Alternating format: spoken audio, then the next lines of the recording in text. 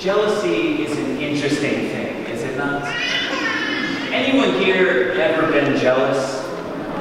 Felt that passion inside of you? Anyone here ever done something you regret and made jealous? I mean, don't answer that, please. Stop asking questions. Jealousy is an interesting thing because while we often think of it as a crime of passion, it actually comes from fear. You see, when most of us use the word jealousy, we use it to mean something like someone has something that we really want. Like, oh my gosh, you got the new iPhone. You got new tickets to the concert. I'm so jealous.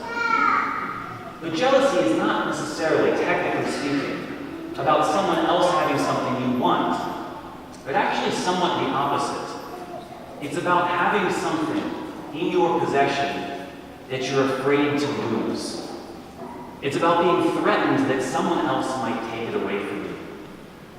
And so it's actually not about passion, about wanting more, about greed. It's actually, at its very core, fear. And we see this often in our world, yes. We see it often in our children, our kind of primal emotions. That when a sibling of ours gets a compliment from mom and dad, gets a special gift, there's something in children that lashes out, that gets really upset. And is it because they really wanted that gift for themselves? Is it because they're really that desperate for attention? Most likely, it's because of this irrational fear inside of us, inside of children, that say, oh no, mom and dad love him more than me. Oh no, there's not enough love for me. Jealousy comes from fear. But of course, it's not just children, right? Adults, sadly enough, can be jealous. We can see this with a boyfriend or girlfriend, a husband or wife, some sort of love relationship. They go to see some of their friends, maybe someone of an opposite sex, someone who they might be attracted to. And what does the person do? They get upset. No, you can't go with them. No, I forbid you. Why do they say this? Is it because they really want more time with their spouse, their boyfriend or girlfriend? Or is it because they fear that maybe spending time with that other person might take away their love, might make them less special? Jealousy is about fear of losing something. And that's what we see in our readings today, our first reading in our gospel. In the book of Numbers, we hear about Moses, we hear about the prophets. We hear that two were not there for the blessing, and yet they're back in the camp. They're able to prophesy. They're able to perform mighty deeds in the name of the Lord. And some are very upset about this. Hey, they weren't here. Moses, stop them. Why would they do something like this? Why would they care? Well, deep inside of them, they were afraid that if other people could do what they could do, they wouldn't be that special. But Moses takes a different opinion, yeah? Moses wishes that everyone was a prophet. Moses says that we should be proud of those two because everyone in the world should be able to speak for God and perform mighty deeds. Why are you upset? At the root of it all is fear. Fear of losing what we have. 1,000 years later, we see a similar situation with Jesus and his disciples. Again, we see people who don't go with them, as they say, who are not a part of us, performing great miracles. What do they want to do? They want to put a stop to it. Surprise, surprise. But Jesus says no. Anyone who performs a mighty deed in my name is good for you. Anyone who is not against us is for us. And why is this? Because no one can perform a mighty deed apart from me. I am the Lord, and all those mighty deeds come from me. The disciples feared that they wouldn't be special, feared that they would lose their special place among the Lord. But Jesus reminds them, no, there is no reason to fear. We're all on the same side in this case. And I think that's what's so irrational about jealousy. What's so rational about it is that we make it in our mind to think that someone else's good our loss.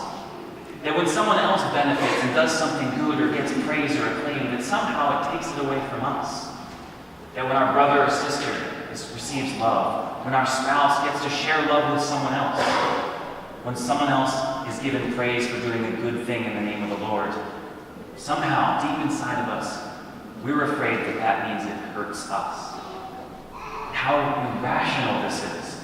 How ridiculous this is to believe that our parents can only love one person, that our spouse can't love other people, that God can't perform mighty deeds through so many people.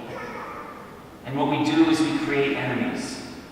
We begin to believe that those who are not with us are against us because we're in it for the same thing. There's a scarcity of love, a scarcity of goodness, and we need to fight to get ours because someone else might take it. How very, very simple. God reminds us that we are all on the same team, that we are all a part of the body of Christ, that when someone else benefits, we as their brother or sister benefit. And when someone else is hurt, we too share in that hurt. If we are one in the body of Christ, then we are not in competition with each other. We should not fear, because it is all our benefit. And I think that gets to the even more important crux of the matter, is that besides the fact that it's irrational, it's completely contrary to what it means to be a Christian. As Christians, we follow a man who gave up his life, who laid down his life for a friend, who experienced earthly loss, not eternal loss. He gave up everything he had, his reputation, his ability to teach, the love from the leaders, his body. He gave it all up. He was not afraid to lose. And he calls us to do the same. He says, come and lay down your life for a friend. It's the greatest love. He tells us that this is the path that we must follow if we want to enter eternal life. And St. James reminds us what the opposite is. Those who store up their treasures here on earth. Those who are so afraid to lose that they steal from others. They protect everything they have. They attack others. This is not what we are called to as Christians. As Christians, we should not be afraid to lose at all, because it is through our loss that we actually receive everything back. It is through giving up what we have that God gives us everything in return. And so jealousy may be a natural feeling.